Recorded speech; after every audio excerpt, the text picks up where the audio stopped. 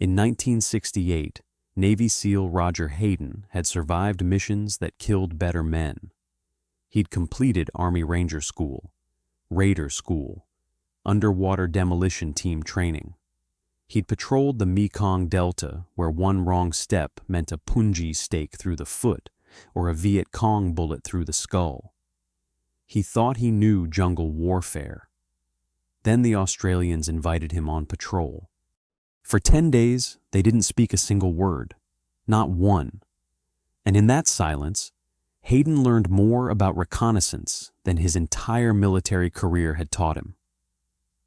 Their field craft was so good, Hayden would later tell fellow SEAL Jocko Willink, "You gotta have your shut-get together." This is the story of the soldiers the Viet Cong called Ma Rung, phantoms of the jungle. While 500,000 American troops relied on firepower and radios, 120 Australian SAS operators perfected something the Pentagon couldn't replicate: the ability to vanish. What happened in those 10 days would change how special operations forces around the world understood jungle warfare. And it started with the soldiers. Even the enemy was afraid to fight. To understand why a Navy SEAL would call foreign soldiers the best he'd ever seen, you need to know what the Viet Cong knew. And they knew to run. At any given moment, everything would be fine. Then, suddenly, every man in a patrol would be dead. That's how the VC knew the Australians were in the area. The Americans? You could hear them coming from hundreds of meters away. Radio chatter, helicopter noise, artillery preparation before every operation. The VC had time to prepare, time to flee, time to set ambushes. Americans called in airstrikes and artillery at the first sign of resistance. Predictable, loud. The Australians simply appeared, killed, and vanished.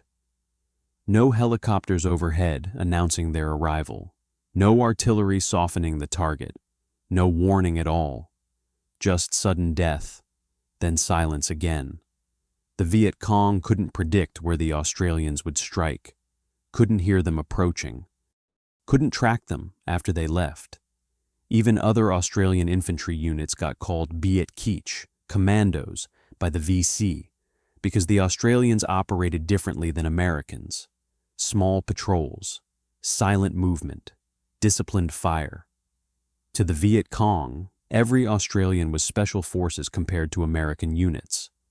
The Vietnamese had a specific name for the real Australian special forces: Ma Rung, phantoms of the jungle.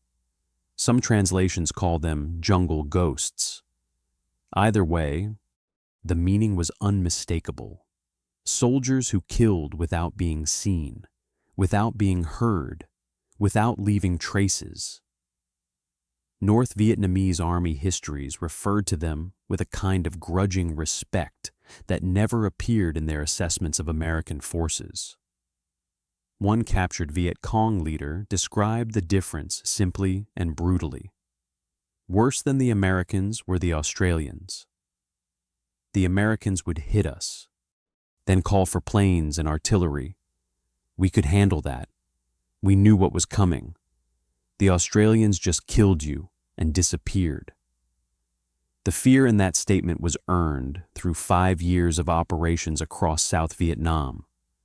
The numbers proved the fear was justified. From 1966 through 1971, Australian SAS conducted 1,200 patrols across Phuoc Tuy Province and beyond. Nearly 500 Viet Cong confirmed killed with minimal Australian casualties. A kill ratio exceeding 30-1, the highest of any unit in Vietnam, Australian or American, and only 580 SASR personnel served during the entire war. At any given time, only 120 were in country, operating in patrols of 5 or 6 men. These numbers meant something terrifying to the Viet Cong, small groups achieving impossible results. Where Americans needed companies and battalions, Australians needed squads. Where Americans called artillery and airstrikes, Australians used rifles and silence. Where Americans left massive footprints across the landscape, Australians vanished like smoke. This capability didn't materialize overnight. Australian SAS formed in 1957, modeled on British SAS with the motto, "Who dares wins." But the Australians weren't imitating, they were refining. The foundation was built in the Malayan Emergency, which ran from 1948 through 1960. British forces fought communist insurgency in Malayan jungle for 12 years. Australians provided units throughout, refining jungle warfare across more than a decade. Hearts and minds operations, working with local populations, understanding enemy tactics intimately, learning that the jungle wasn't the enemy. The jungle was the environment where you operated. Americans would later treat Vietnam's jungles as hostile terrain to be dominated through technology. Australians had learned a different lesson in Malaya. The jungle could be an ally if you understood its rhythms and respected its rules. Then came Borneo from 1965 through 1966 during the Indonesian confrontation. Australian SAS proved their capability against Indonesian infiltrators along the border between Malaysian Borneo and Indonesian Kalimantan. One patrol lasted 89 days straight, living in the jungle, no resupply for nearly 3 months. They learned to operate without support, without backup, without anything except skill and discipline. The Borneo experience taught them that extended operations beyond conventional support range weren't just possible, they were preferable, away from bases, away from artillery fans, away from the infrastructure that American forces considered essential. The Australians thrived. In May 1962, U.S. Secretary of State Dean Rusk admitted publicly that U.S. armed forces knew little about jungle warfare. The Australians had been perfecting it for 15 years. When American troops deployed to Vietnam in 1965, the Australians already possessed generational knowledge. Officers who fought in Malaya trained soldiers for Borneo. Veterans of Borneo trained soldiers for Vietnam. Institutional knowledge passed down, each generation refining the techniques. By 1968, Australian SAS represented the peak of jungle warfare capability, developed across 3 conflicts and 2 decades.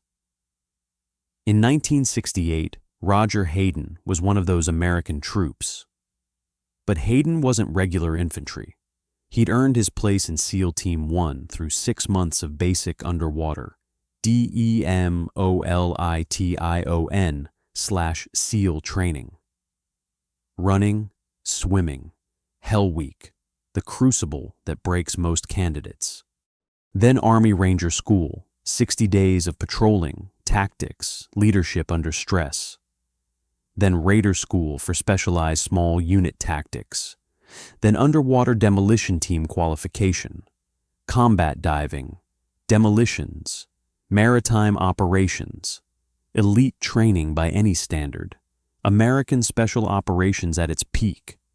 Each phase of training was designed to push operators beyond normal human limits.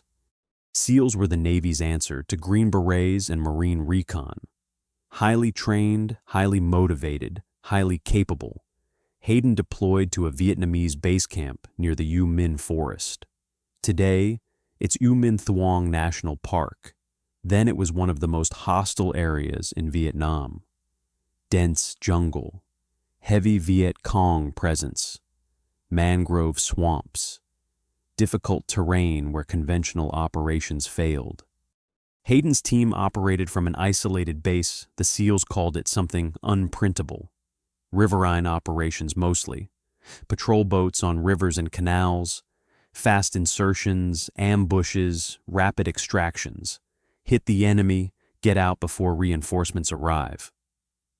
Standard SEAL doctrine, speed and violence of action.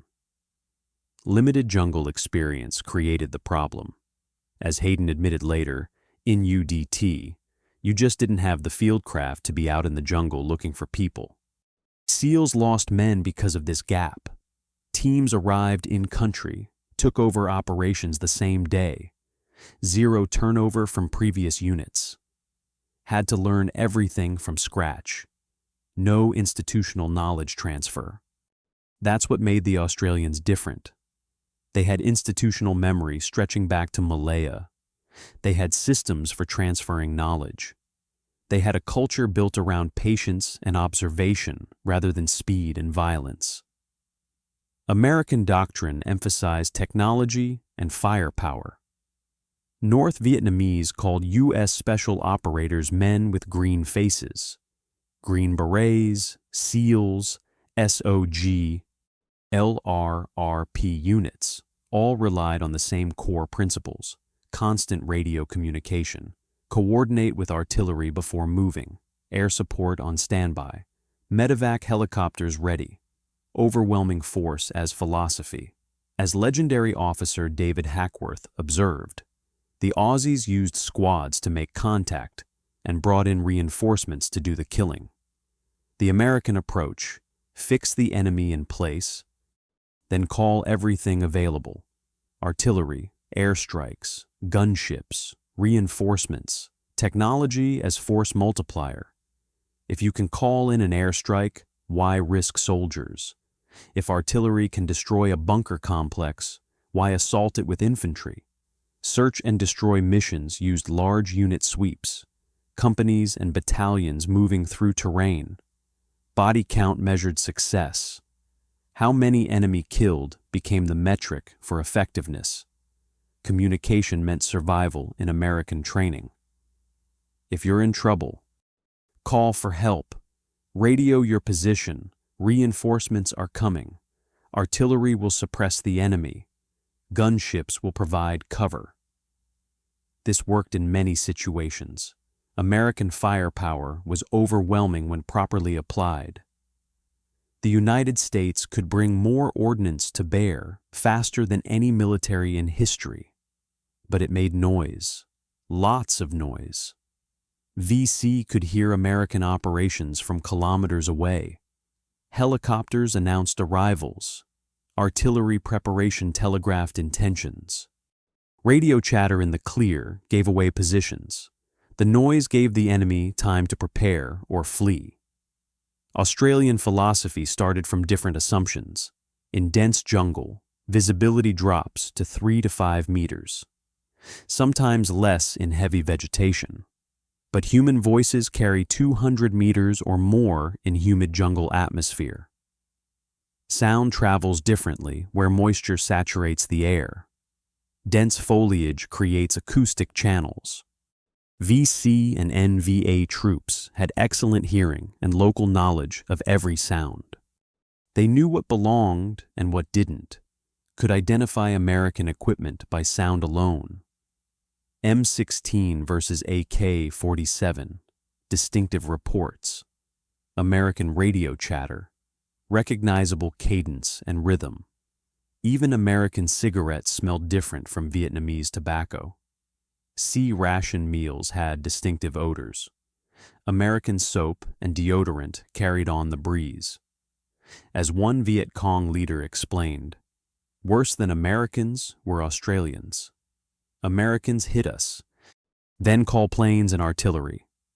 The unspoken part was that you could prepare for Americans, hear them coming, either fight or flee, set up ambush or evacuate the area. Either way, you had options. Australians gave no warning, no preparation time, no options. Australian training emphasized living like the enemy. Ate when the enemy ate, moved when the enemy moved, studied VC tactics, then used them, adopted enemy patterns to blend into the operational environment. Major Reginald Beasley, commanding 3 Squadron in 1969, kicked down kills boards that other squadrons erected. Scoreboard mentality interfered with mission. Intelligence gathering drove every decision. As Beasley said explicitly, we were not there to kill people, but to gain information. This wasn't squeamishness. This was hard, tactical calculation. Information value exceeds body count. A living enemy provides ongoing intelligence. Patterns, movements, supply routes, command structure, morale, equipment status. A dead enemy provides one body. Kill 10 VC today, learn nothing about their operations. Observe 10 VC for a week, learn everything. Where they go, when they move, who they meet, what they carry, how they communicate. This intelligence enables killing hundreds later through informed artillery strikes, properly positioned ambushes, interdicted supply routes, patience as tactical weapon, silence as force multiplier, information as the ultimate objective. The training that enabled this approach was brutal and comprehensive. Selection process had extremely high attrition. Most candidates failed during initial phases. Those who passed faced a year-long training program minimum before deployment. Patrol course taught intensive fieldcraft, movement, observation, tracking, counter-tracking, survival, navigation. New Guinea jungle training lasted 6 to 8 weeks. Live in jungle, operate in jungle, become jungle. Candidates learned to move through dense vegetation without leaving traces. Learned to identify enemy sign and hide their own. Learned which plants were edible, which water was drinkable, how to survive for weeks with minimal equipment. Some personnel received Vietnamese colloquial language training. Not formal Vietnamese, but street language, regional dialects. Could understand enemy conversation if close enough. Could distinguish northern from southern accents. Could pick up operational details from overheard conversations. This language capability occasionally provided intelligence that changed operational plans.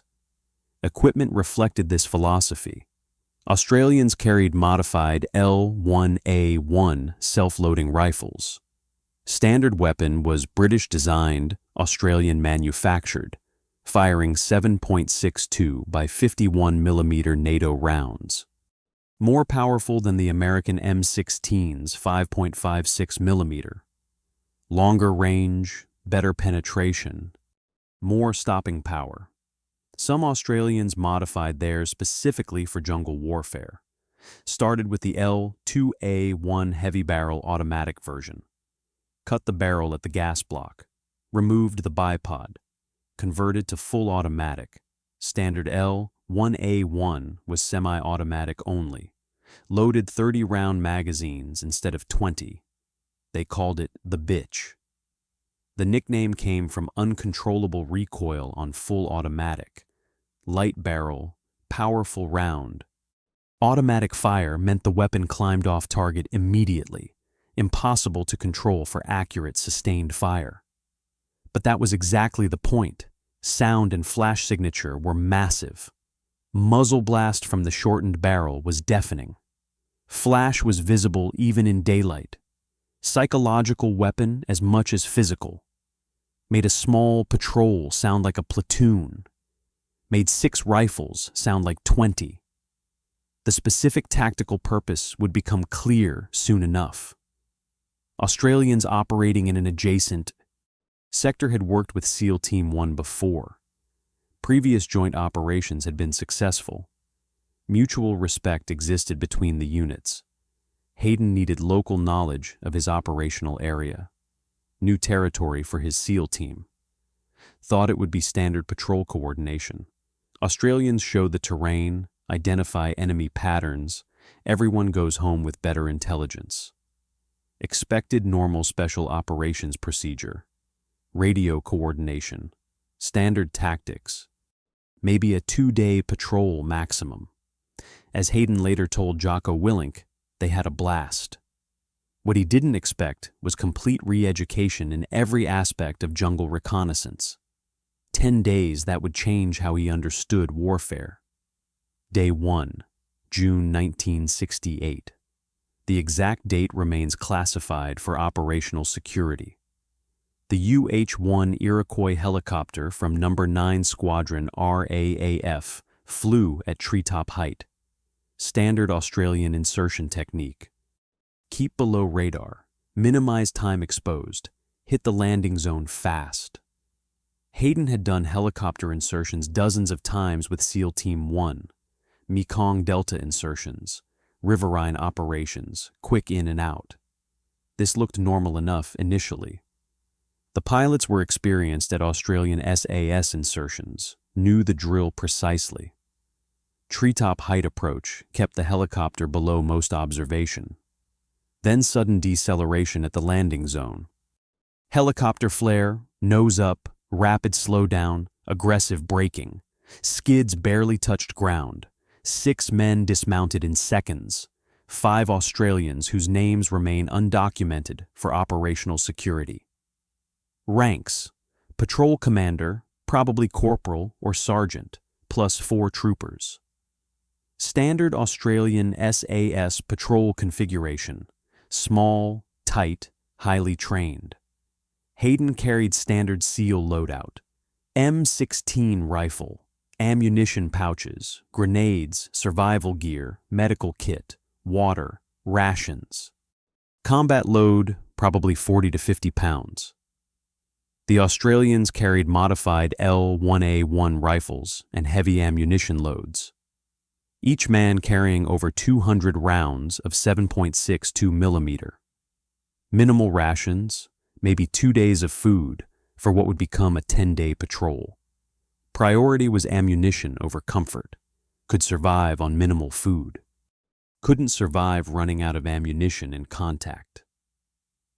The helicopter lifted off immediately after the last man cleared the skids. No delay. Rotor wash kicked up dust and debris, engine noise echoing off the jungle canopy, downdraft flattening vegetation. Then it was gone. Disappeared over the tree line. Sudden silence descended as jungle sounds gradually returned. Birds resumed calling. Insects resumed their constant noise. The jungle absorbed 6 men as if they'd never existed. Hayden expected a standard patrol briefing, verbal confirmation of mission parameters, objective, route, checkpoints, rally points, radio check with base, coordinate frequencies and call signs, confirm extraction plan and alternate landing zones. None of that happened. Australians used hand and arm signals exclusively. No verbal confirmation of anything. The patrol commander made a series of gestures. Direction indicated with finger points. Spacing demonstrated with hand movements. Order of march assigned with eye contact and nods. Each Australian understood immediately, moved into formation without question or hesitation. No need for clarification. Years of training and operations together meant the signals were second nature. Hayden watched, trying to interpret the physical cues, following what he could understand, mimicking movements he didn't fully comprehend yet. Radios were set to specific frequencies, volume at absolute minimum, emergency use only. As Hayden later explained, for the entire 10 days, they didn't say a word.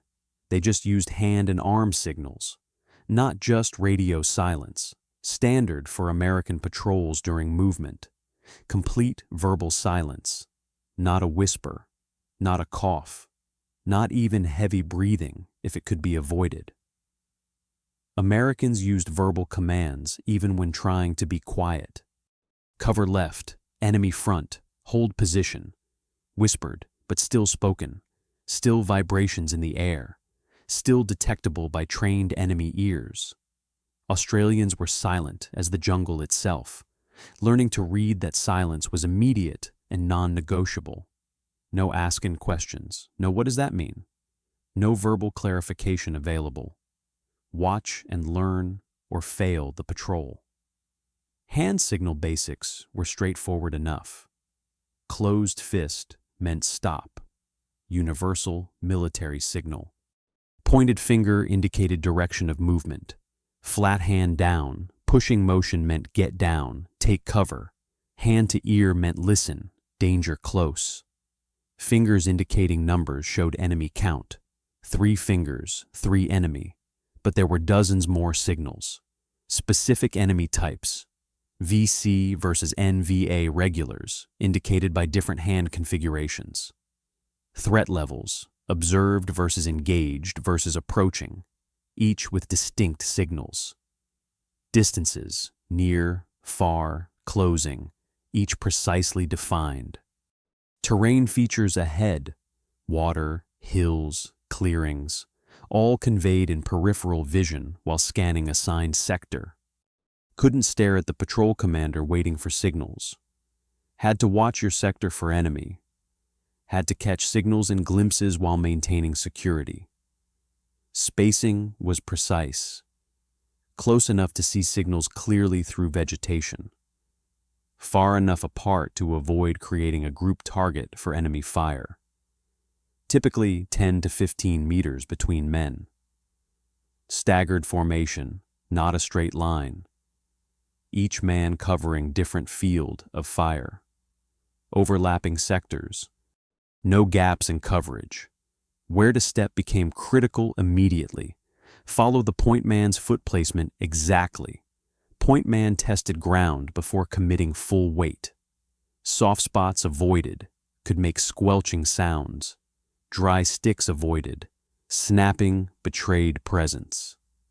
Anything that made noise was avoided. When to freeze was based entirely on hand signals. When the patrol commander raised his fist, everyone stopped. Mid-step if necessary, balancing on one leg. Frozen until the next signal. Could be seconds, could be minutes. No fidgeting, no adjusting equipment. Absolute stillness. Movement proceeded at speeds that would frustrate American doctrine. Americans covered ground quickly. Get to objective, accomplish mission, extract. Time on target minimized risk in American thinking. Speed equaled security. Move fast, hit hard, get out. Australian philosophy inverted this completely. Slow meant secure. Every step deliberate and silent. The point man was the best tracker in the patrol. Reading the jungle floor constantly. Fresh tracks, human or animal, boot prints or hoof prints, broken vegetation, natural or man-made, wind damage or human passage, disturbed insects, recent passage, spider webs intact or broken. Point man tested ground before weight transfer. Toe down first, feel for sticks or dry leaves. Roll foot slowly. Distribute weight gradually through boot sole. If any sound resulted, freeze, reassess, try different placement. Sometimes one step took 30 seconds. Full concentration on that single step. Rest of patrol matched this pace exactly. No rushing the point man. His pace determined patrol pace. Everyone understood this. Constant 360-degree scanning was mandatory. Point man watched forward. Number 2 covered right flank. Patrol commander at position 3 maintained all-around awareness and decision-making authority. Number 4 covered left flank. Rear security at position 5 watched the back trail for pursuit. Hayden, integrated as number 6, was learning by doing. Every 50 to 100 meters, the patrol stopped to listen. Listening stops lasted 2 to 5 minutes. Complete stillness during these halts. No movement at all, just listening. Wind in trees, bird calls, monkey sounds, insect patterns, water sounds if near streams. Anything unusual. Anything that didn't belong. No breaking of foliage during movement. Step over obstacles, never snap branches. Push aside vegetation gently with hands or weapons. Never force way through. If the path was blocked by dense vegetation, find a different route around. Never leave an obvious trail. Never create a path that others could follow. Americans force speed through obstacles. Australians flowed around them like water, finding the path of least resistance. 3 hours into day 1. Maybe 2 kilometers traveled. Americans would have covered 10 kilometers by now. Standard American patrol speed was 3 to 4 kilometers per hour. Australians were moving at less than 1 kilometer per hour, but Americans would have made noise doing it, stepped on sticks that snapped, pushed through vegetation that rustled, left a trail anyone could follow, broken branches, disturbed ground, boot prints in soft earth. The Australians? Hayden looked back at their path. Nothing. No sign anyone had passed. Even he couldn't identify the route they'd taken, and he'd just walked it. Looking ahead, the point man moved like water flowing downhill. Inevitable, silent, unstoppable. This wasn't a patrol in the American sense. This was infiltration. This was becoming part of the jungle itself. And they had 9.5 days to go. As the sun set on day 1, they established what Australians called a harbor site. No talking during setup. Hand signals coordinated defensive positions in thick vegetation. Each man knew his responsibility without verbal instruction. Defensive position established in natural concealment. Dense undergrowth provided cover. No fires, no cooking, no heat signature for enemy to detect. Cold rations eaten slowly and in small bites, chewing carefully to minimize jaw movement and sound. Sleeping rotation was strict, 2 hours. Maximum per man, never more than 2 sleeping simultaneously. 4 always awake, always watching, each man covering an assigned sector. The jungle sounds changed with darkness. Different birds emerged. Nightjars and owls replaced daytime species. Different insects became active. Cicadas replaced daytime insects. The soundscape shifted completely. And in that darkness, Hayden began to understand something fundamental. The silence wasn't about discipline alone. It was about hearing. Because in silence, you could hear everything, every footstep, every voice, every metallic click of equipment. And on day 2, that hearing would save their lives. Day 2 morning brought a sensory shift Hayden hadn't anticipated. His hearing had adjusted overnight. Years of helicopter noise, gunfire, explosions had dulled his hearing somewhat. But one night of absolute silence in the jungle had begun reversing that damage. His ears were adjusting to the new environment. Human voices carry 200 meters or more in jungle humidity. Acoustic properties of tropical environments work differently than temperate forests. Moisture in the air conducts sound waves more efficiently. Dense foliage creates sound channels that funnel voices through vegetation corridors like acoustic waveguides. Enemy, VC and NVA troops talked during movement. Not loudly, but normally. Casual conversation between soldiers who felt safe in their own territory. Discussing families, complaining about officers, joking about food. The kind of conversation that happens in every army. Cigarette smoke was detectable from hundreds of meters away. Smell traveled through jungle air, carried by humidity and breeze. American cigarettes versus Vietnamese brands had distinctly different scents. Vietnamese tobacco was harsher, more acrid. American cigarettes were milder, sweeter. Australians didn't smoke on patrol for obvious reasons. Smell betrayed presence. Metal-on-metal sounds from weapons and equipment were distinctive over surprising distances. A K-47 sling swivel clicking against the receiver, magazine tapping against rifle body during movement, equipment buckles rattling with each step. Americans wrapped equipment in tape to prevent noise, but still made sounds Australians didn't. Belt equipment rattled, canteens sloshed, dog tags clinked together. Footsteps varied by vegetation type and technique. Dry leaves crunched audibly, wet vegetation squelched. Hard ground transmitted thuds. Soft ground remained almost silent if you were careful. Australians chose soft ground when possible, moved around dry leaves entirely, took longer but maintained silence. Water bottles sloshing were another tell. Half-full bottles made the most noise. Water moving inside created distinctive sound. Australians kept bottles completely full or completely empty, never half full. Simple physics applied to operational security. Equipment rattling from loose items on webbing was another American problem. Australians tied everything down with paracord or tape. Nothing loose, nothing that could make accidental noise during movement or combat. Heavy breathing from inexperienced troops carried far in humid air. VC conscripts were often young and poorly trained. Breathed heavily while moving through jungle. Even regular troops, more disciplined than conscripts, made more noise than Australians who had trained for years to control even their breathing. The jungle provided its own warning system for those who understood it.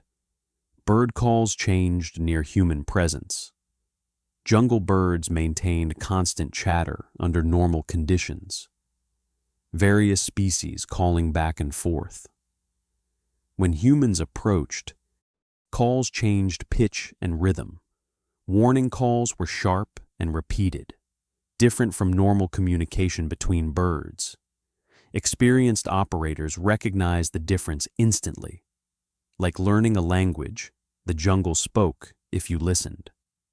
Birds went completely silent when danger was immediate. Predators, or humans within striking distance, triggered complete silence from all birds in the area. That silence meant freeze immediately. Danger was close. Monkeys reacted to human movement with distinctive alarm calls, high-pitched screeching that carried through the canopy. Monkeys could see through jungle canopy better than humans. Their elevated position gave them perspective. Spotted movement before ground-level observation was possible. Australian technique included watching for monkey reactions. If monkeys were alarming to your front, enemy was ahead. If monkeys were alarming to your rear, you were being followed. If monkeys went silent, danger was very close.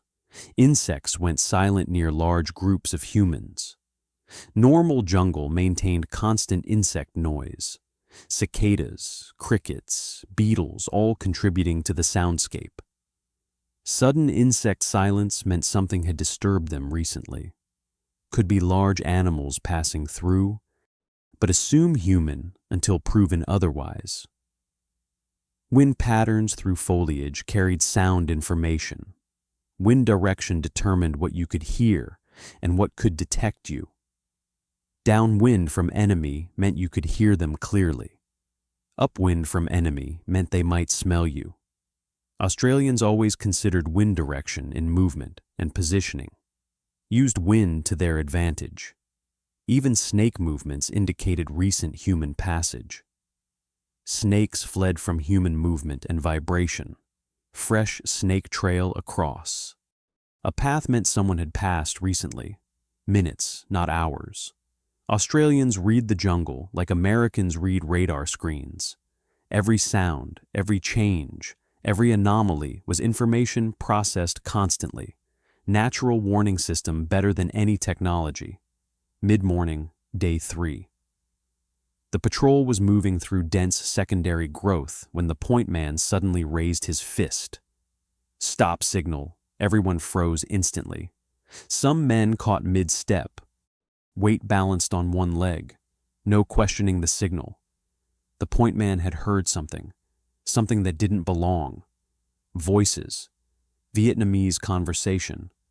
Distance was maybe 100 meters. Difficult to judge precisely. Getting closer. The patrol commander signaled, "Get down, take cover." Everyone moved to cover positions with slow, deliberate movements. No rushing. Rushing made noise. Each man found concealment. Behind trees, in vegetation, under fallen logs, natural depressions in ground. Weapons came to ready position, but weren't aimed yet. Aiming required movement, raising weapons, shifting body position. Movement was visible to trained eyes. Just ready, safeties off, fingers near triggers, but not aiming, then waiting. The voices grew closer. 50 meters now. Hayden could distinguish multiple speakers. At least 4, maybe 6 different voices. Casual conversation between soldiers, laughing at something. A VC patrol moving through the area, not hunting for anything, not on alert, just moving. Routine patrol between positions. The voices came closer still. 30 meters. Hayden could almost see them through the vegetation now. Shadowy figures moving between trees. Green uniforms blending with jungle. Weapons were visible. AK-47s. The distinctive curved magazines unmistakable. Closer. 20 meters. Now clearly visible through the foliage. 6 VC fighters in standard patrol formation, walking in column, armed but not particularly alert, talking, smoking, one adjusting his pack. They weren't expecting trouble, felt safe in their own territory. They passed within 15 meters of the Australian position. 15 meters. Close enough to throw a grenade. Close enough to hear individual words in conversation, completely unaware. The Australians remained frozen, not a muscle moving. Hayden wasn't breathing, held his breath rather than risk sound. The VC walked past, still talking. One made a joke, others laughed. Voices began to fade with distance. The patrol commander maintained the wait signal. Nobody moved. Nobody even shifted weight. Protocol was to wait 10 minutes after voices disappeared completely. Ensure no stragglers. Ensure no one walking rear security. Finally came the all-clear signal. The patrol rose from concealment slowly. Weapons lowered, carefully. No engagement. Why? Because information was more valuable. Hayden's first reaction was confusion. Why not engage? 6 enemy combatants, 6 Australian SAS plus 1 SEAL. Even odds are better. Element of surprise completely on their side. Could have killed all 6 before they even knew what was happening. Could have achieved perfect ambush. But the patrol commander chose otherwise. Tactical calculation was clear in retrospect. 6 dead VC equaled 1 tactical success. Useful, but limited. Mission report would show 6 enemy KIA. But what else would it show? 6 observed VC equaled strategic intelligence. Where were they going? Where had they come from? What unit were they from? What were they carrying?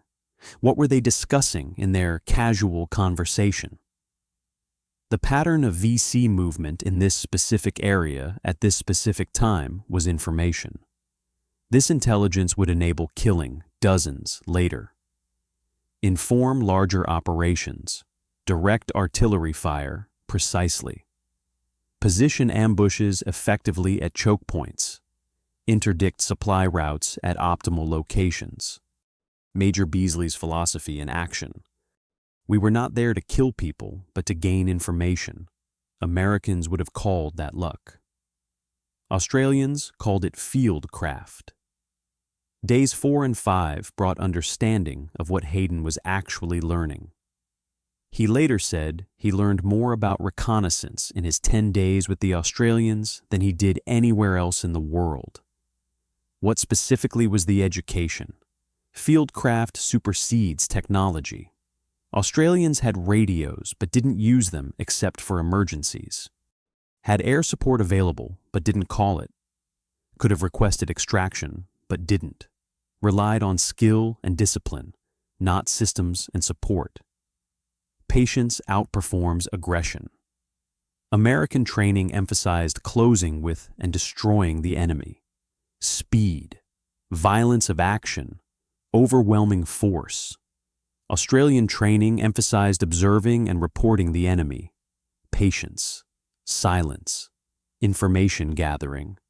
Violence only when tactically necessary. Information exceeds body count in value. Kill 6 VC and you achieve 6 kills. Good for morale, good for statistics, but limited strategic impact. Observe 6 VC patterns for a week and you enable killing 60. Strategic thinking over tactical gratification. Why SEALs lost a lot, as Hayden reflected later.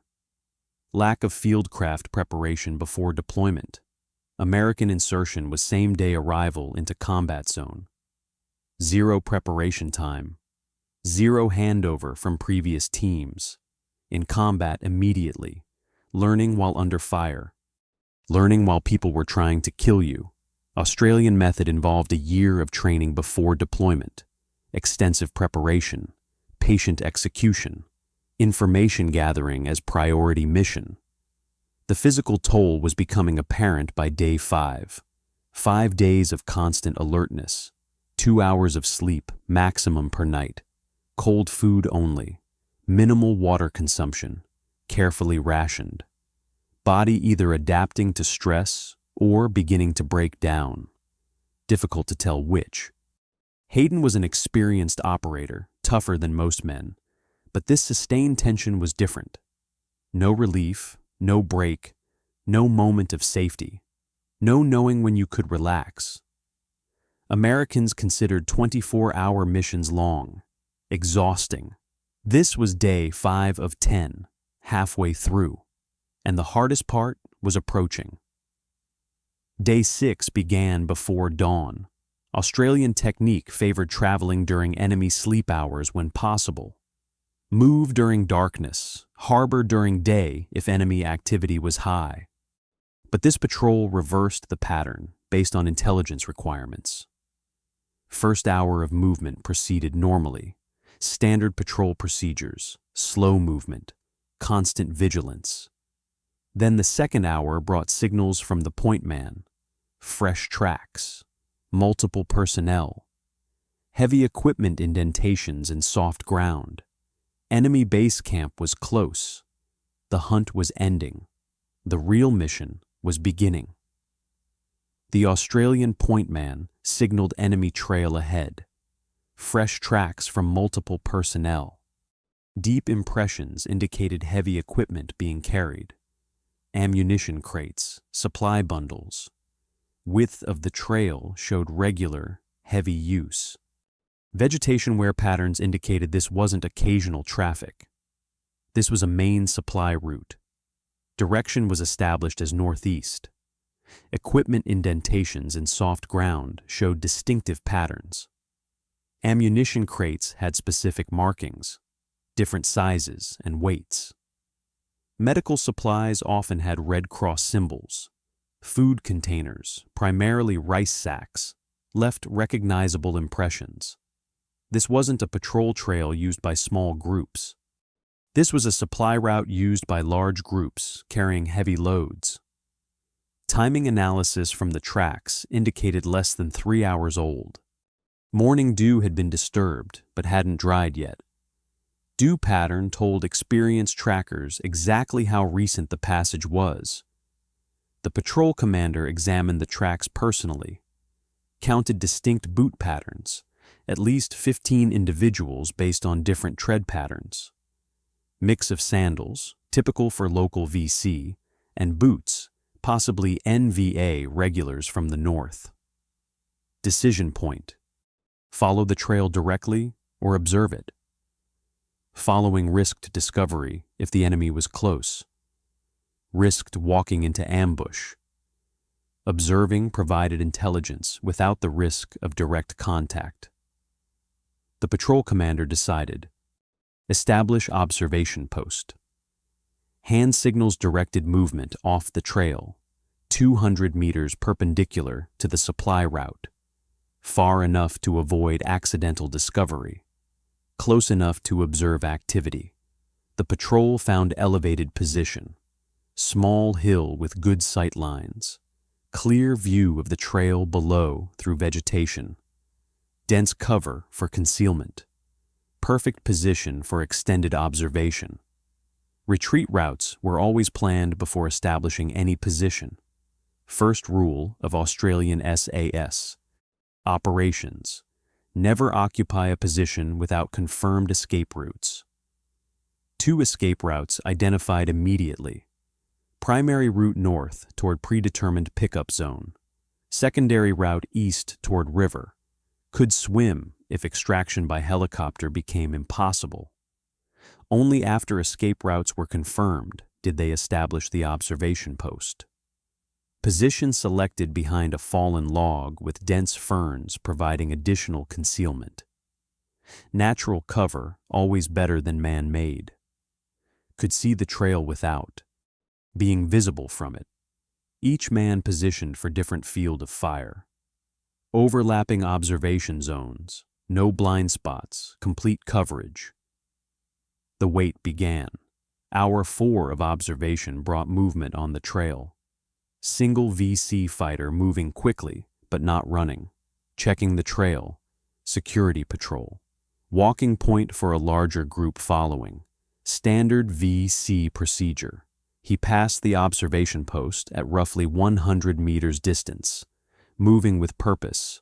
Alert. Scanning. The patrol commander signaled, "Do not engage." Everyone understood why. Where there's security, main body follows. 10 minutes later, exactly as expected, the main body appeared. 12 VC fighters, heavily laden with supplies. Rice bags slung over shoulders. Ammunition boxes carried between 2 men. Water containers. Medical supplies visible with distinctive packaging. Resupply mission heading toward a base camp. Moving northeast, which confirmed base camp location from trail direction. The Australian patrol observed in complete silence. Mental notes on equipment types, weapons, unit markings, age and condition of supplies, small camera for photographs, no sound from the shutter, modified for silent operation. Standard SAS intelligence gathering procedure. Document everything. Numbers, equipment, direction, time. The VC group took 15 minutes to pass the position fully, strung out along the trail. Then rear security appeared. 2 more VC fighters walking backwards occasionally, checking for pursuit. Standard VC procedure. Good tactical discipline. They passed. Voices faded into distance.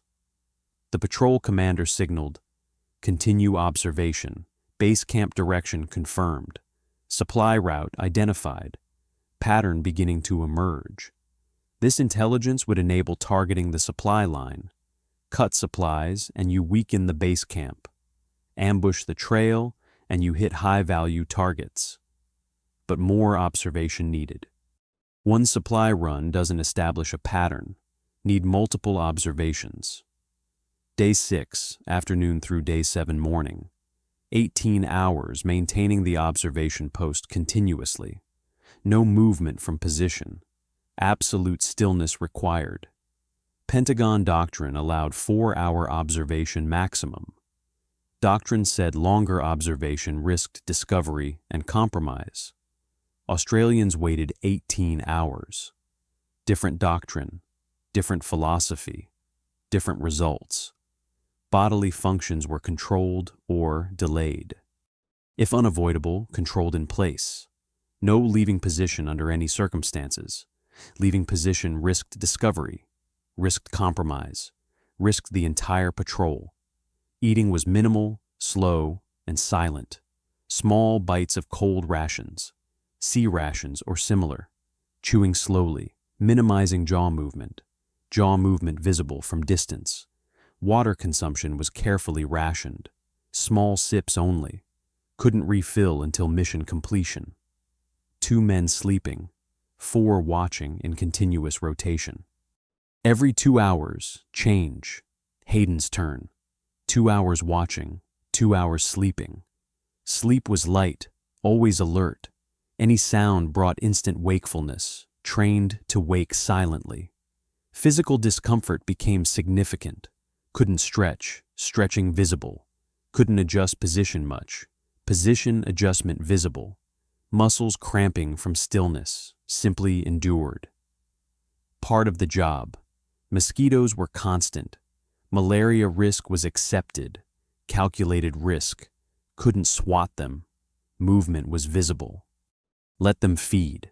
Ants crawled on equipment and bodies. Ignored. Don't react. One soldier had a leech visibly attached to his leg through torn trousers. Didn't remove it. Removal would cause movement, would potentially cause sound. Let it feed and fall off naturally hours later. This was standard Australian SAS fieldcraft. Hayden was learning that patience has physical cost. Americans would have abandoned position, extracted, reinserted elsewhere. Doctrine said 4 hours maximum. Australians committed to position and mission. Hour 10 passed with no additional traffic. Hour 14, still no activity. Hour 16. Americans would have concluded this was a dry hole and moved on. Mission failure. Try different location. Australians waited, because intelligence takes time. One observation isn't a pattern. 2 observations might be coincidence. Need multiple observations to understand frequency, timing, routine. Day 7. Dawn arrived. Position maintained. Everyone exhausted but alert. Eyes burning. Muscles screaming but alert. Because patience was about to pay off. Day 7. Mid-morning. Hour 20 of observation. Movement on the trail again. Voices first. Vietnamese conversation in casual tones. Familiar pattern. They felt safe on their own supply route. 6 VC fighters approaching in standard patrol configuration. Walking in column. Spacing 5 to 10 meters between men. Standard infantry spacing. Armed with AK-47s. The ubiquitous Soviet rifle. Mixed equipment. Some new, some worn. Mix suggested different sources. Some Soviet supply, some Chinese, some captured. One fighter smoking, cigarette visible from the observation post. Distinctive smell carried upwind. They weren't expecting trouble. No tactical alertness. Weapons slung. Third time observing this trail now established the pattern firmly. Regular patrol route. Timing was mid-morning for both previous observations. Schedule was predictable. Mid-morning patrol checks. This was the intelligence they needed. Pattern confirmed. But the patrol commander made a different decision this time. Hand signal. Prepare to engage. Why engage now after hours of patience? Tactical calculation was clear to those who understood Australian doctrine. Pattern established through observation. Intelligence gathered thoroughly. 6 targets was a manageable number. Favorable position. Elevated. Concealed. Controlling the kill zone perfectly. Clean kill zone with the trail offering no immediate cover for enemy. Retreat routes secured and rehearsed mentally. Risk was acceptable. Engagement served a purpose beyond casualties. Send a message. This trail is not safe. VC will divert patrols elsewhere temporarily. Makes the trail available for Australian operations and intelligence gathering. Disrupts enemy routine. Creates uncertainty. Each Australian selected a target. Hand signals assigned targets explicitly. Number 1, lead VC fighter. Number 2, second fighter. Pattern continued through the patrol. Each man knew his target. Hayden was assigned the 6th target, rear security. Standard assignment for the attachment. Weapons came to ready position. The bitch rifles off safety with silent clicks. Selectors moved to full automatic. Careful thumb movement. Wait for patrol commander's final signal. The VC patrol approached the kill zone. 75 meters. Walking casually. 60 meters. Still unaware. 50 meters. Optimal range approaching. Lead fighter entered optimal range at 40 meters. Maximum effective range for ambush. The patrol commander gave the final signal. Engage. 5 Australian rifles fired simultaneously with Hayden's M16. The sound was massive, overwhelming. The bitch rifles on full automatic firing 7.62 millimeter rounds from shortened barrels created enormous acoustic signature. Muzzle blast amplified by barrel modification. Flash signature was brilliant even in jungle shade. Muzzle flash visible in daylight. 3-second burst from each rifle. Maybe 15 to 20 rounds per weapon. Full magazines being expended. Over 100 rounds total downrange in 3 seconds. The effect was devastating. Precision fire from elevated position into kill zone. Firing stopped. Sudden silence except for ringing ears. Tinnitus from the massive report. Smoke drifted through the kill zone. Gray-white smoke visible against green jungle. Cordite smell hung heavy in humid air. Distinctive smell of burnt propellant. On the trail, 3 VC down, not moving. Visible through the smoke. 3 had fled into jungle. Survived or wounded, unknown. Disappeared into vegetation. The patrol commander signaled, "Quick check." 2 Australians moved to the trail. 30 seconds on target. Check bodies, confirm killed. Search quickly for documents, maps, papers. Intelligence collection even during contact. Photographs of bodies, equipment, insignia. Everything documented. Standard intelligence procedure. Document everything for analysis. 1 body carried a detailed map. Trail network visible with markings, exactly what they needed. Another body had medical supplies. Aid station nearby. Additional intelligence about base camp. 3rd body had a new AK-47 with spare magazines. Equipment quality suggested this wasn't local VC militia, possibly NVA regulars. Higher value targets than expected. Total time on target. 90 seconds. Maximum time before withdrawal. Then the withdrawal signal came. Time to leave. Why the bitch worked became clear to Hayden. Psychological warfare through sound. 6 men fired, but it sounded like a platoon. Maybe more. Shortened barrels amplified the report beyond normal. Echo in dense jungle multiplied the sound. Sound waves bouncing off vegetation. VC perception would be that they'd encountered a major force. Large unit. Heavy weapons. The 3 who survived to report would describe heavy machine guns and large Australian unit. Acoustic deception made the small patrol sound large. Made 6 rifles sound like 20 or 30. This was intentional design, not accident, carefully calculated. As one source described it, the weapon made a bang of first impression, forcing the enemy to break contact.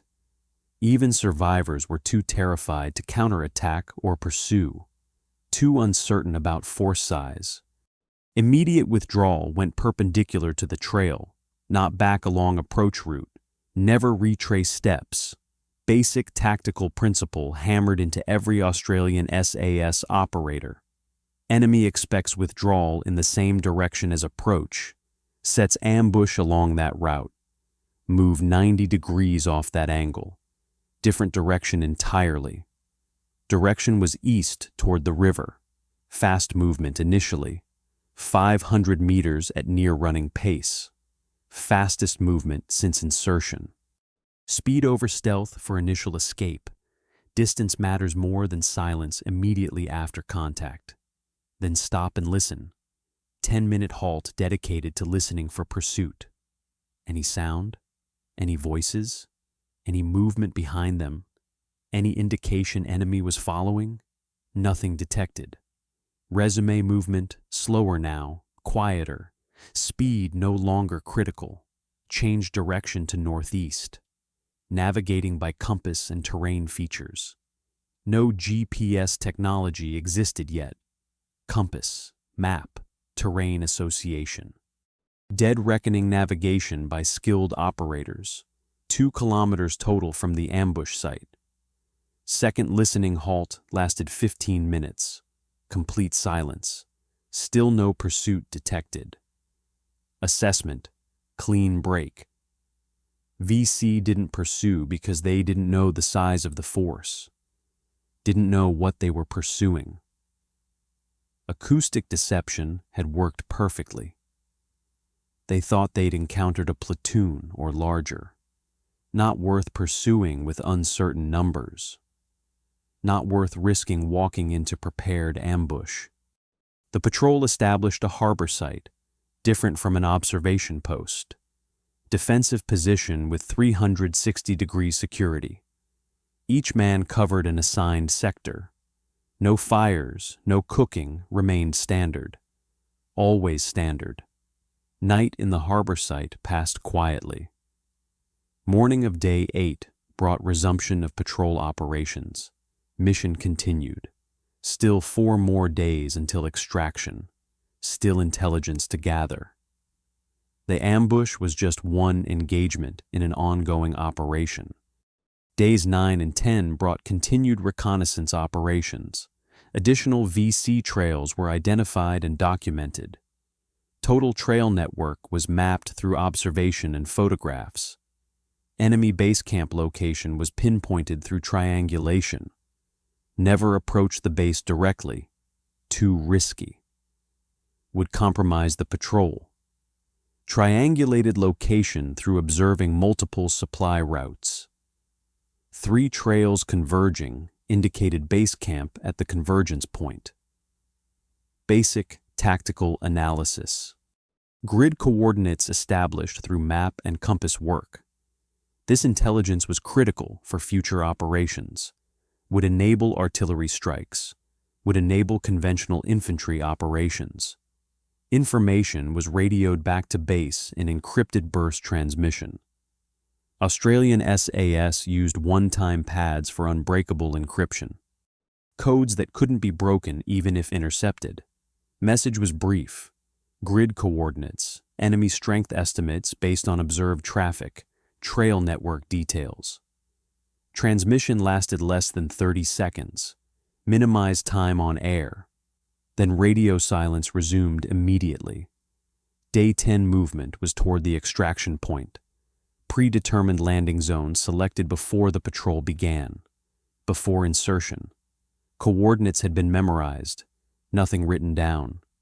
Operational security meant if captured, no information could be compromised. Approach to landing zone was slow and careful. Even extraction could be an ambush opportunity. VC sometimes monitored likely extraction points, hoping to catch patrols during vulnerable helicopter pickup. Landing zone was secured by the patrol establishing a perimeter. Natural clearing required no vegetation cutting. Australian technique. Use terrain, don't modify it. Modification leaves evidence. Then wait for the helicopters. 0800 hours, day 10. Scheduled extraction time. The patrol heard helicopters before seeing them. Distinctive UH-1 Iroquois rotor sound carried through jungle. Unmistakable sound. Two helicopters approached, standard Australian procedure. Even for extraction, backup was always ready, redundancy built into every operation. Helicopters came in low and fast. Treetop height, standard number 9 squadron technique. Pilots were experienced. First helicopter landed in the clearing. Skids touched ground briefly. Minimal time on ground. Patrol boarded quickly, less than 15 seconds from touchdown to liftoff. Rehearsed movement. Efficient. Hayden was last aboard, maintaining rear security to the end. Always security until last man aboard. Helicopter lifted off immediately. No delay. Sudden noise from rotor wash and engine roar. After 10 days of silence, the sound was jarring, almost painful. First word spoken came from the pilot's radio check. All aboard, clear to lift. Australian patrol commander responded with a single word. Affirmative. First verbal communication in 10 days. The word sounded strange after voice went unused for 240 hours. Vocal cords not used for speaking. Hayden realized he hadn't heard his own voice in that entire time. Aerial extraction provided different perspective.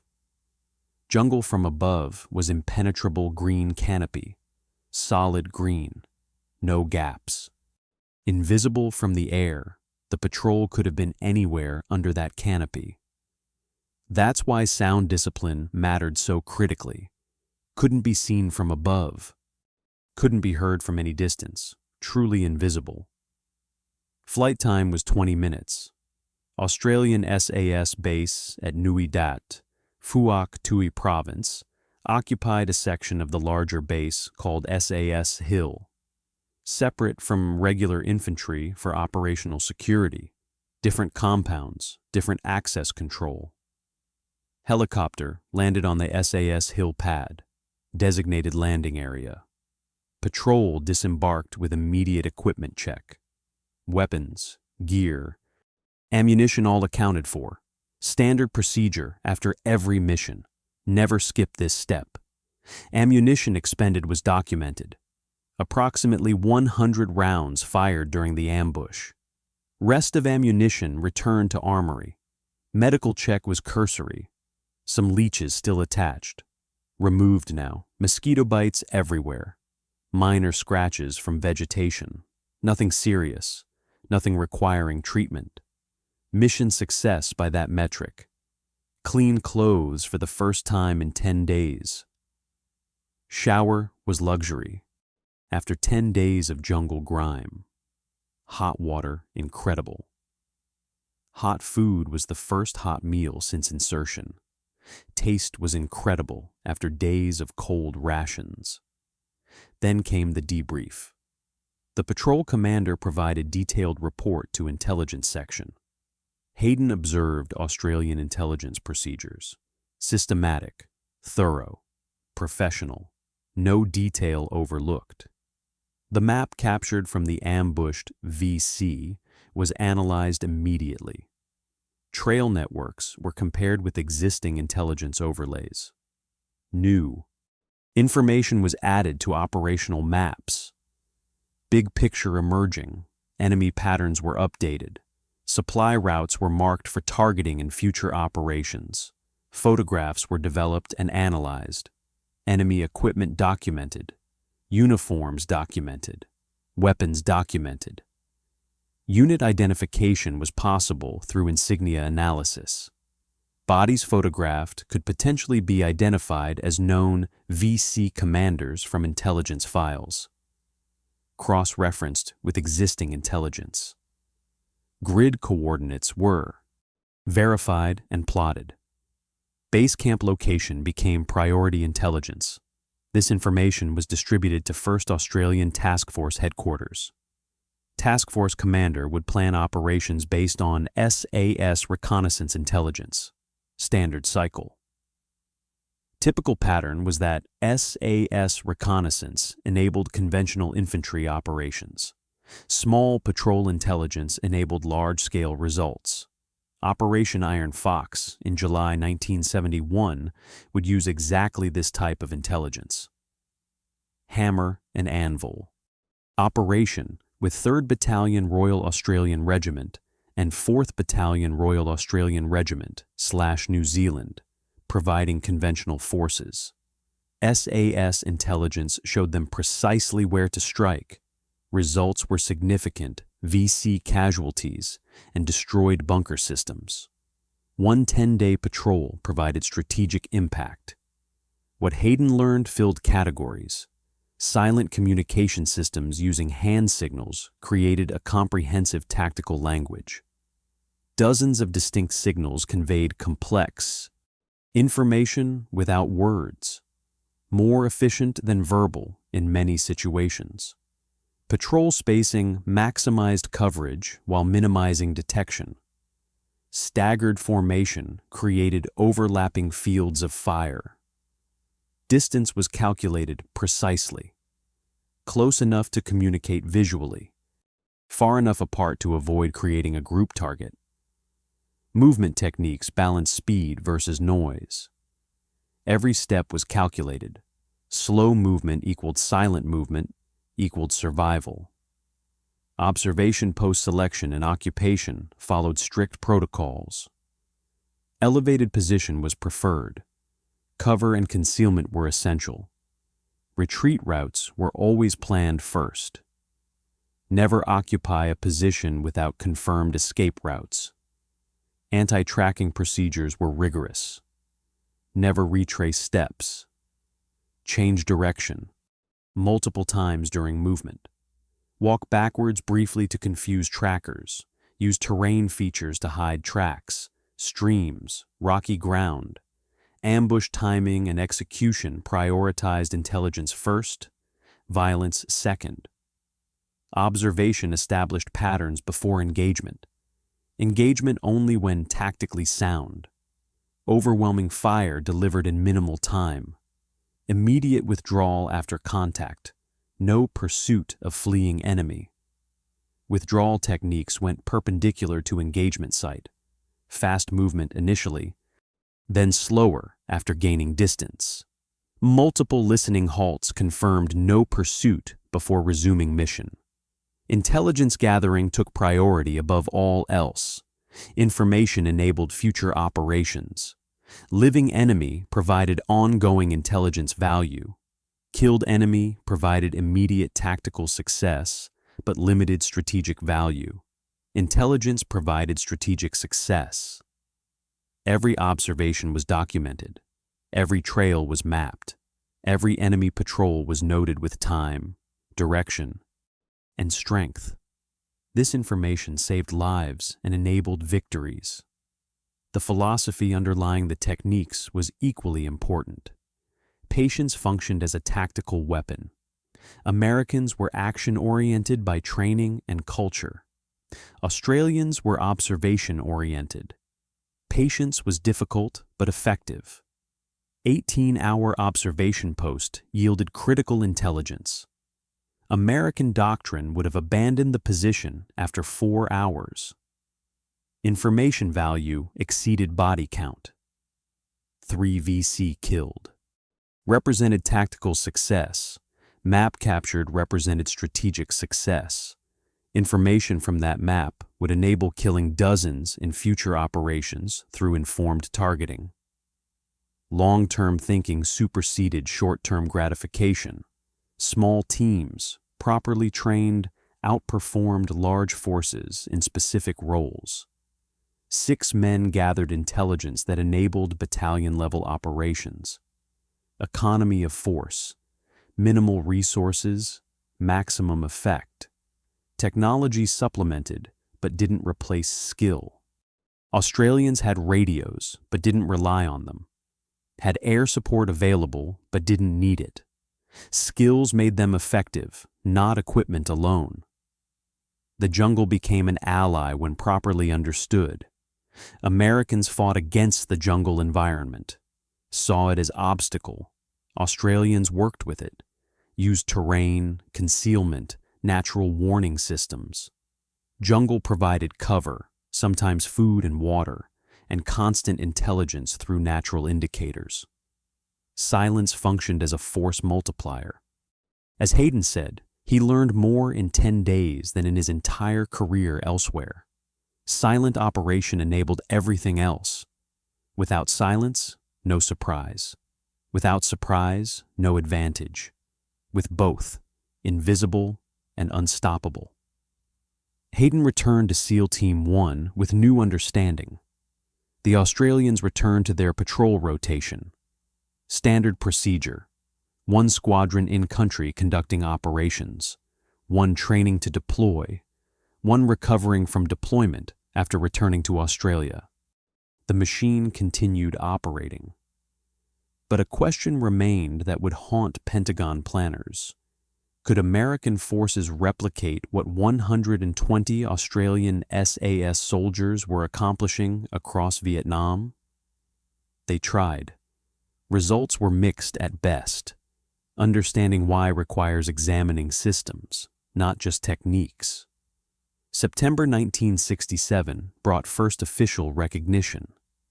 U.S. long-range reconnaissance patrol personnel joined Australian patrols. 101st Airborne LRRP attached to 1 squadron for joint operations starting September 1967. American observers were sent specifically to study Australian techniques. Reports filed consistently noted Australian methods were superior. Formal request came from MACV, Australian SAS, provide instructors. Request was granted. Australians were embedded at MACV Recondo School, a 3-week course located at Nha Trang, South Vietnam. Purpose was training U.S. long-range reconnaissance patrol units. Recondo concept originated directly from Australian patrol course methodology. Australian instructors taught patrolling, observation, and fieldcraft. Course curriculum was based on Australian methods and graduated thousands of American soldiers during the war.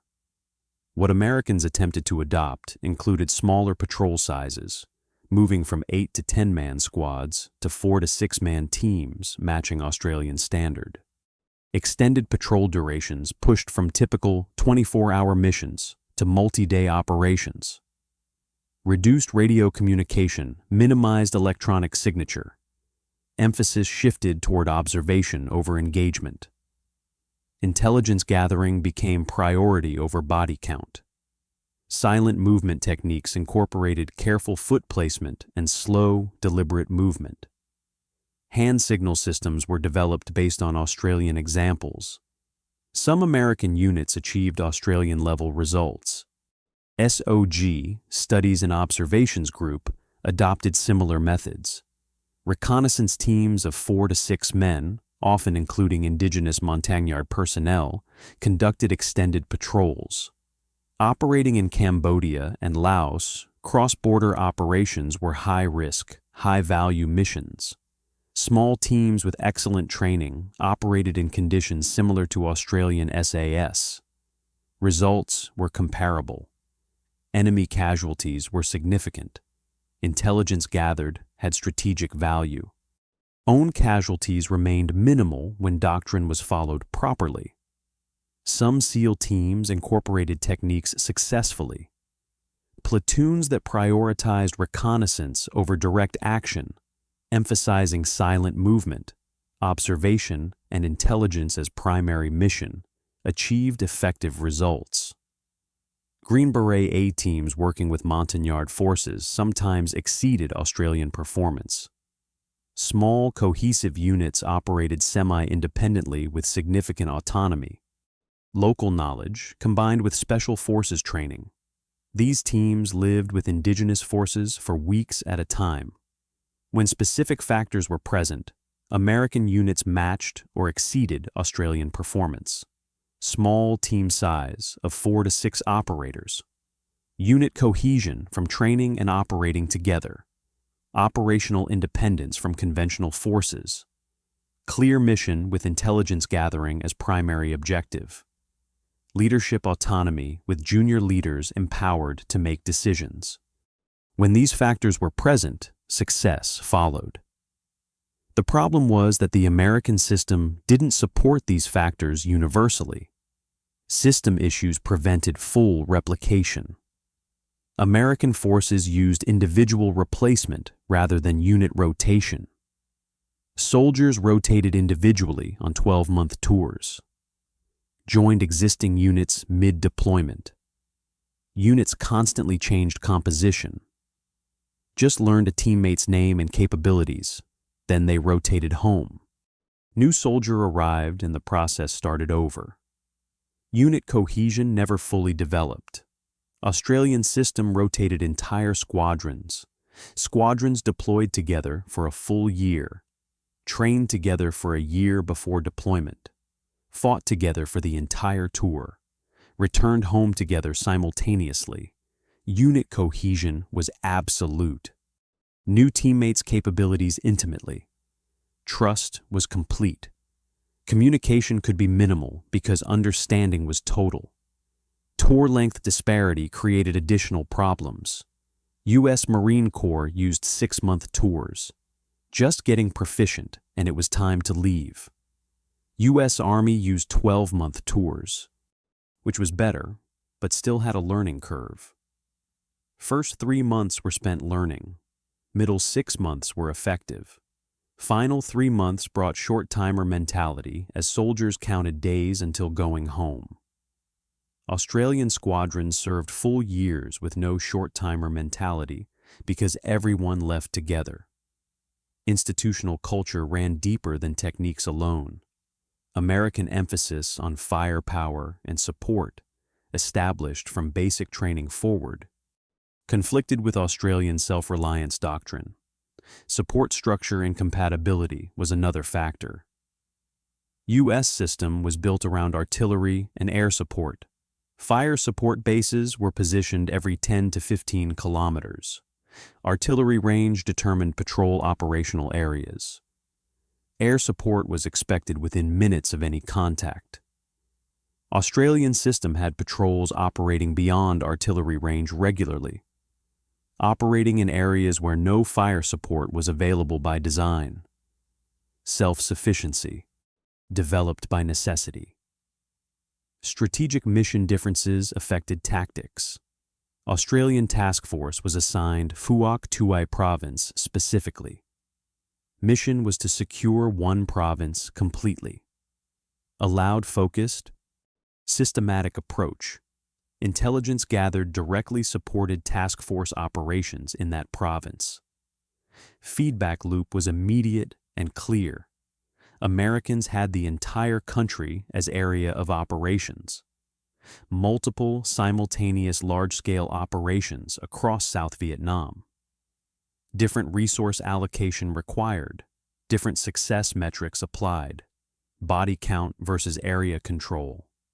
Different strategic objectives required different tactical approaches.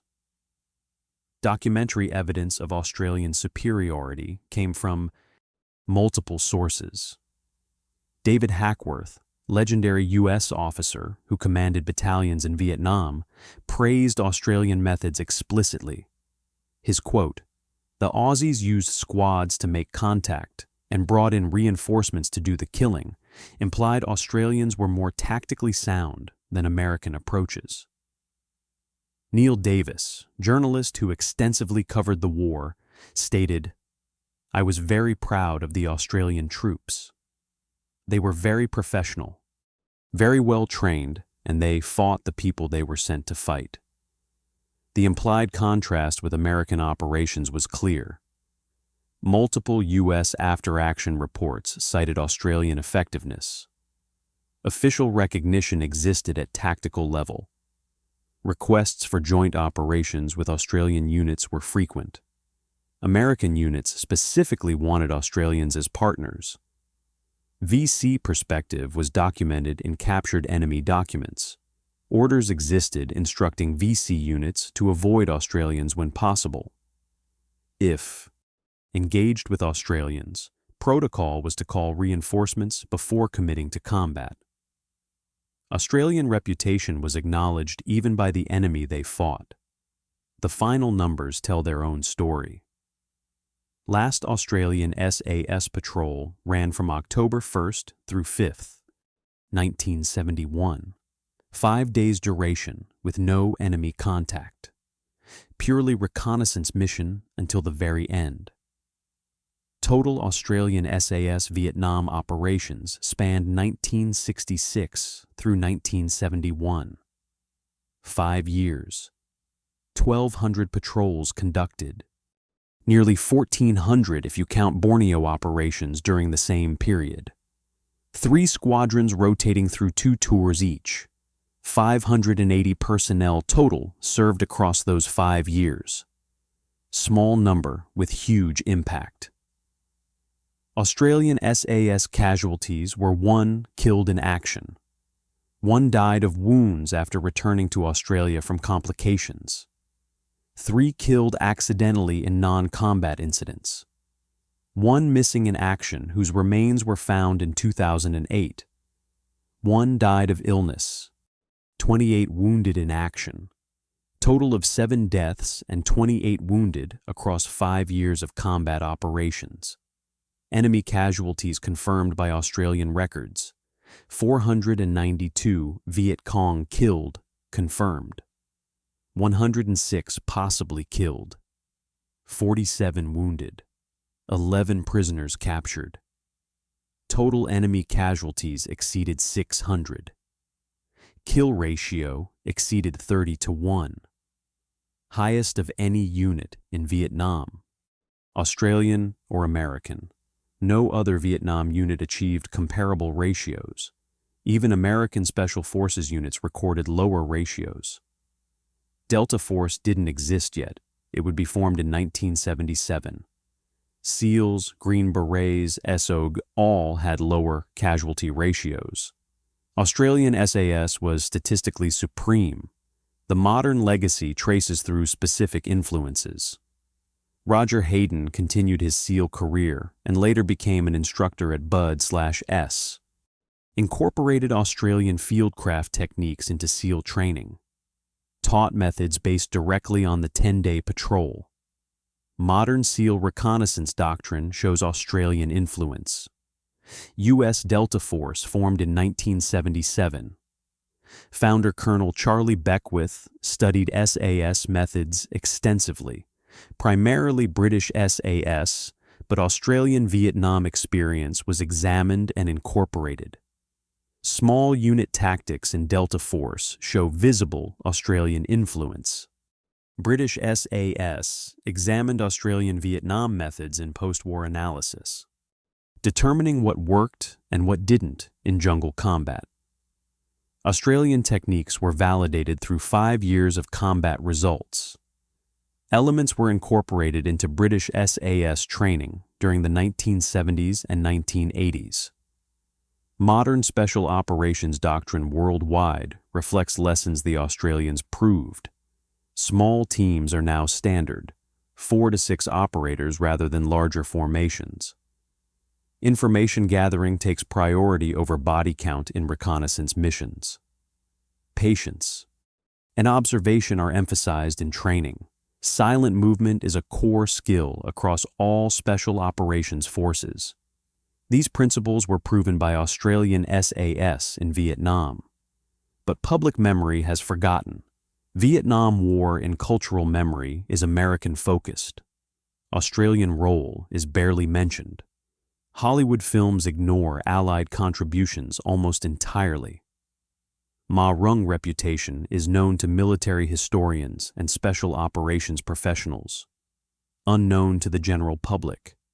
Even military enthusiasts are often unaware. Most Americans don't know Australians served in Vietnam at all. Even fewer know about SAS operations and their impact on modern doctrine. The Pentagon couldn't replicate the Australian SAS completely.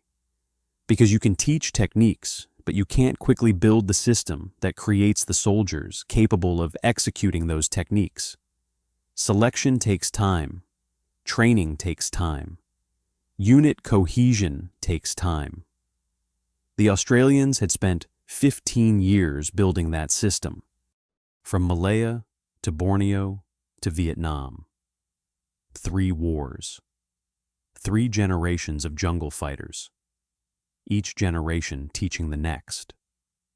By 1968, when Roger Hayden stepped off that helicopter for the 10-day patrol, he was meeting the product of 15 years of institutional evolution. You can't replicate that in a 3-week course at Recondo School. You can learn from it.